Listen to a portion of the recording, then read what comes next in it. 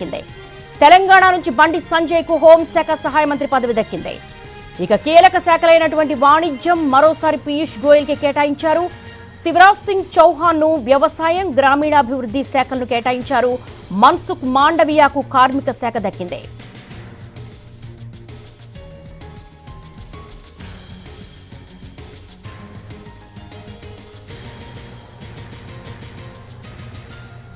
ఇక ఆంధ్రప్రదేశ్ విషయానికి వచ్చేసరికి శ్రీకాకుళం ఎంపీ రామ్మోహన్ నాయుడు, అలాగే ఇటు గుంటూరు ఎంపీ పెమ్మసాని చంద్రశేఖర్ కి శాఖలకు సంబంధించి, అలాగే నరసాపురం ఎంపీ శ్రీనివాస్ వర్మ శాఖలకు సంబంధించి మోర్ డీటెయిల్స్ మా ప్రతినిధి పిఎంఆర్ చంద్రశేఖర్ అడిగి తెలుసుకుందాం.